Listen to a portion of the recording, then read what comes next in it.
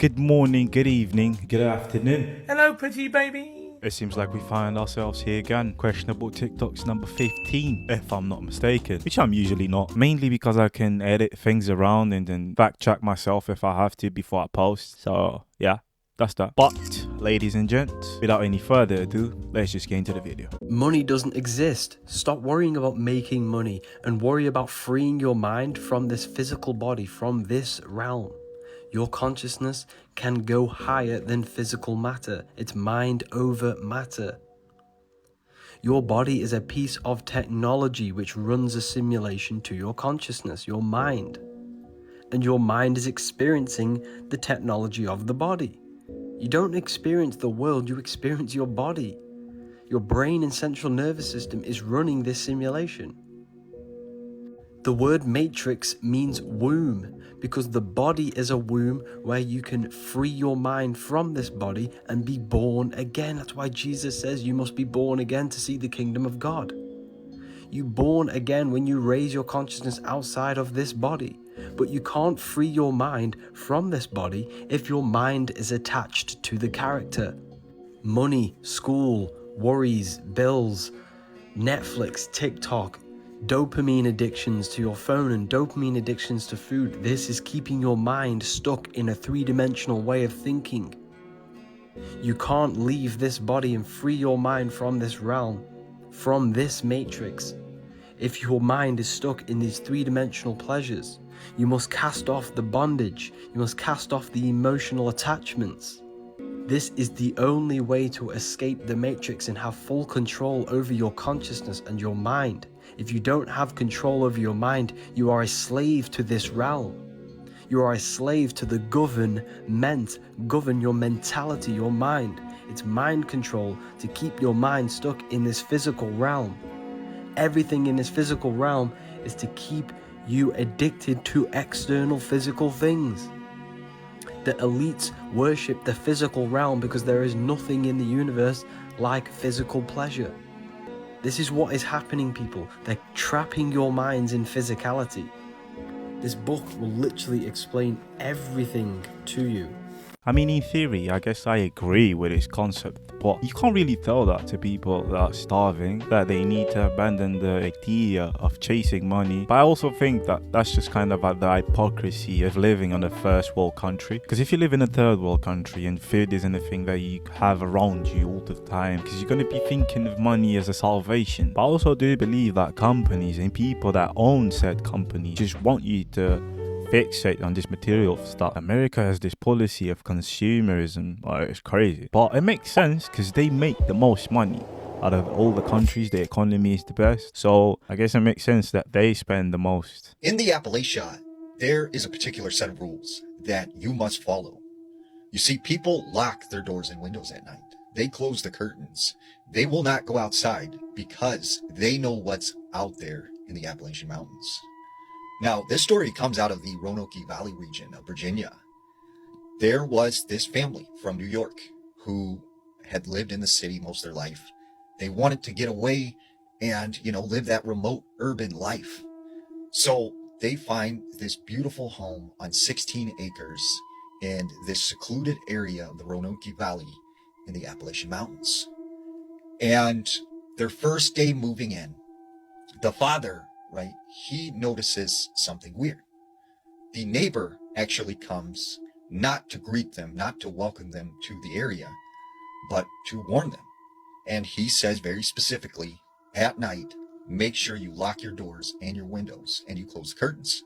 And he said, it's very important. There is something out there. And he goes, you mean the people in this area are really like that you have to lock your doors? And he goes, I'm not talking about people. It's something else. But that's all I'm going to say. Now just remember, lock your doors and your windows at night. You'll be all right. So the neighbor leaves. Well, the father kind of just shakes it off and is like, okay, whatever. So they live there for several months, and they really enjoy their new life. Well, this one particular night, the family is sitting in the living room and they have a fire going. That's when the father notices that the son is standing next to the window. And he's staring at something very intently. And so he asks the son, what are you staring at? What's out there? And he goes, Father, there's a boy out there. Like, there's this young boy. Can I go and play with him? And the father's like, what are you talking about? Like, there's no boy around here. We live in the woods. Like, there's no one around here. And he's like, no, Father, there's a boy out there. There's a boy out there. And the father's like, you know what? Just, it's time for bed. Go to bed. And he doesn't really think anything of it. Over the next couple of weeks, right, this son keeps looking out the window at something and telling his father there's this boy outside. And he keeps drawing pictures of this boy. And he keeps saying, I really want to play with that boy. The father at the time just thinks, this is something to do with him moving and his active imagination. Until one night, the whole family is asleep. When the father wakes to a sound coming from the living room, he gets his wife up and he's like, I think someone's in the house. I think someone's broken in. Like, go and get the children, make sure they're safe. So he gets up, he goes down the hallway very slowly. And when he gets to the living room and he flips on the light, there's his son on the floor playing with his toys. And the front door is wide open.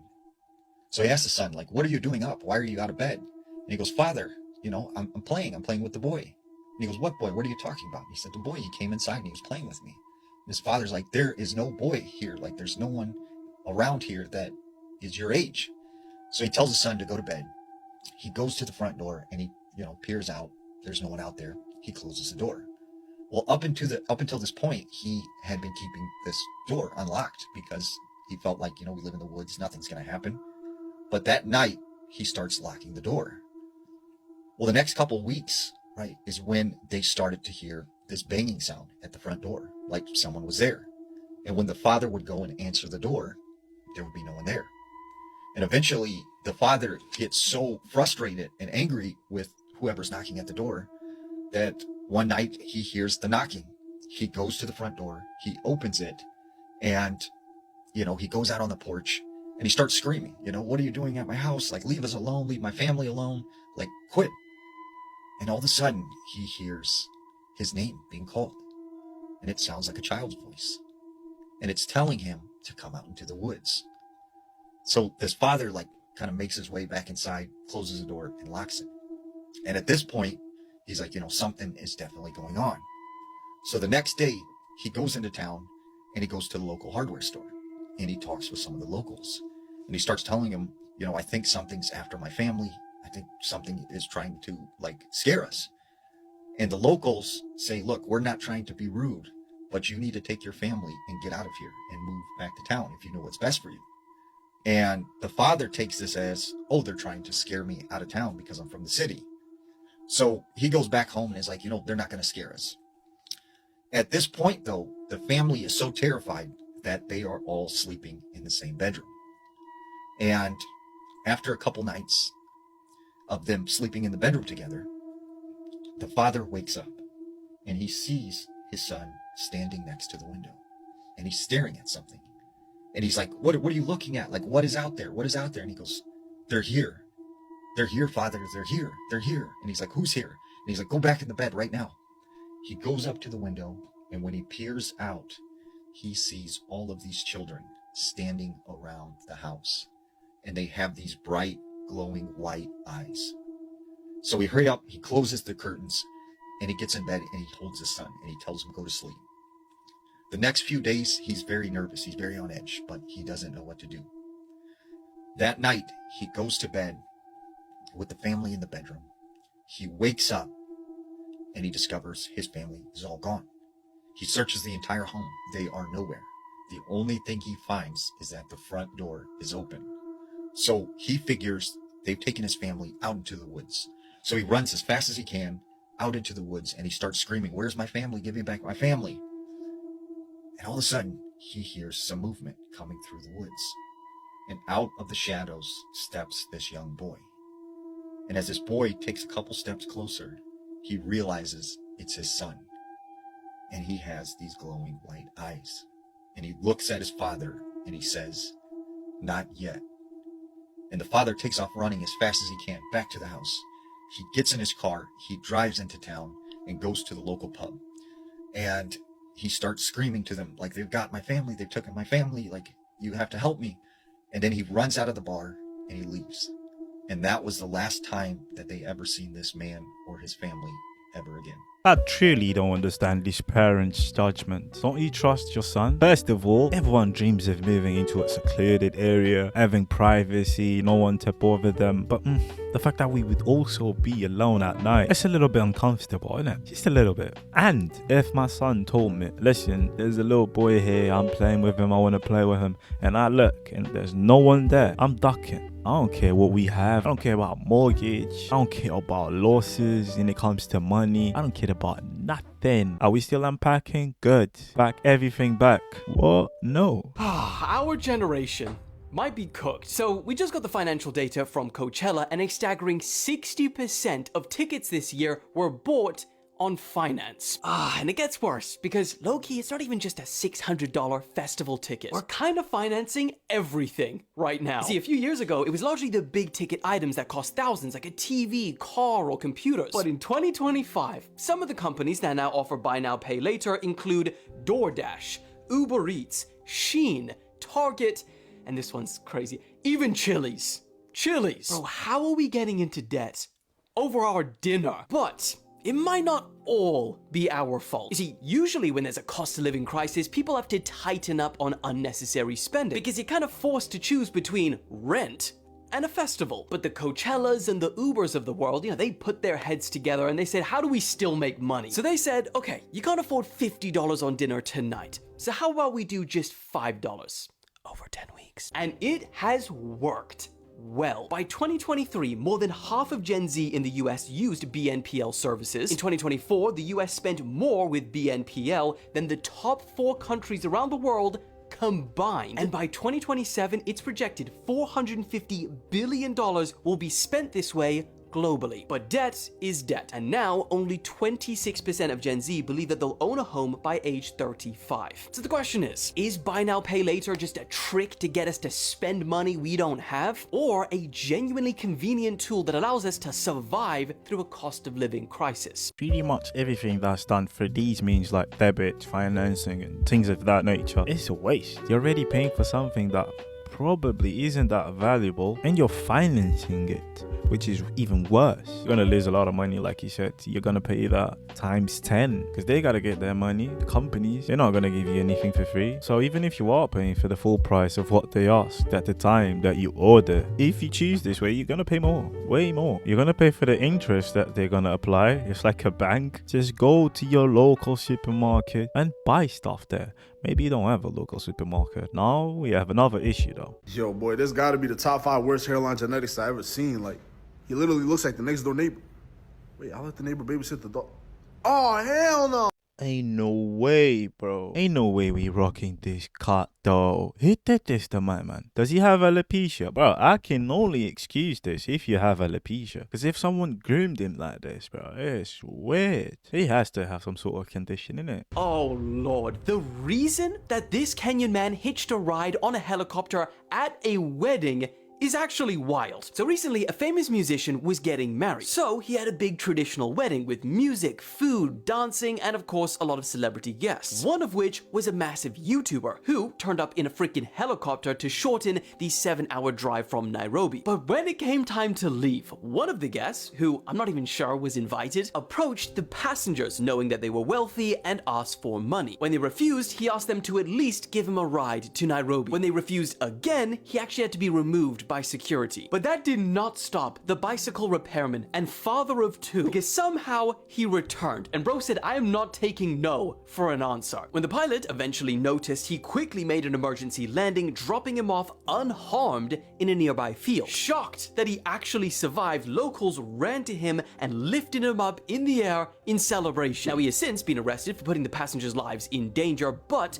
refused to apologize, saying that it was exhilarating. He said he usually relies on donkeys for transport, so the flight marked a historic moment for him. He even managed to keep his slippers and claimed that he could have lasted the entire 65-minute flight. My boy, I ain't gonna lie. You're completely nuts. I mean, why? You got 2 kids and he did this stuff. I just know this guy is gonna be slapped around once he gets home. Or he was slapped around when he got home. He could have actually killed everyone in that flight. He doesn't care. It's not sorry. Imagine getting up to go to the toilet and seeing this staring at you. A young woman and a daughter were living in a house next to Sefton Park in Liverpool. In January of 2025, on one cold night, they'd both gone to bed when the mum got up to go to the toilet in the middle of the night. She walked towards her bathroom only to see a pair of eyes looking at her from the stairs. It appeared to be a female with a disturbing face that had her eyes open wide.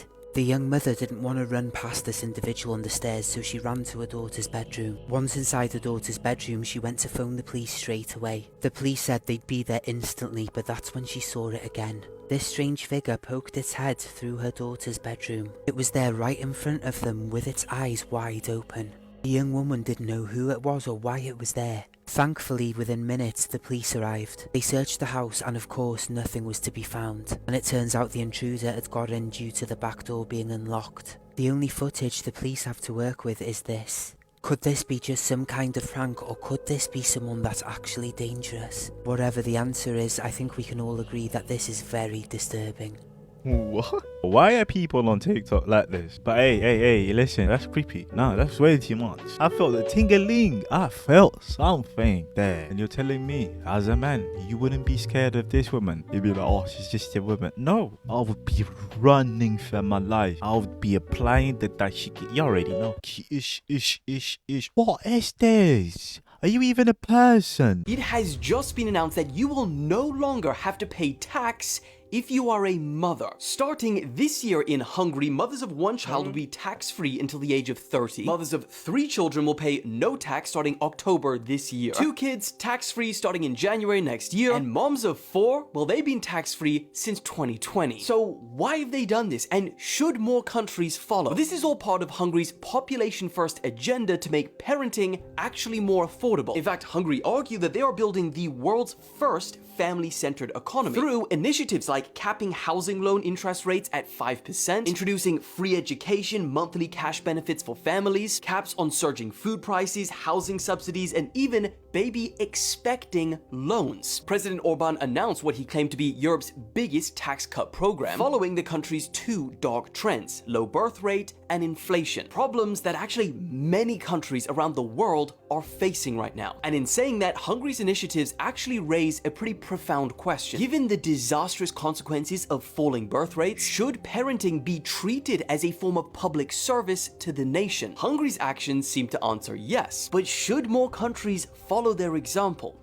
What do you guys think? I mean, whatever you may feel about it, that's good. It's pretty good for the economy, pretty good for the country. Free education, it means that people are going to go into it and are going to come up with degrees and apply that to the country, therefore contributing for the economy. So it's an investment. They're going to invest in their kids. And to have a cap when it comes to housing as well, it's amazing because it gives the common man, the common person, a possibility to afford a house. But you can also argue that this destroys the concept of family, because if it's just for single mothers. So to me, I think that this kind of incentivizes that sort of thinking of like, you don't need a partner, you don't need no one else. You can do this by yourself and the government will help you, thus making you reliable. But it's funny that this is just for single mothers. Single fathers are not really in the picture here. What if the mental health crisis exists because we followed the wrong guy? In modern psychology, there were 2 major voices, Freud and Adler. Guess which one we built an entire industry around?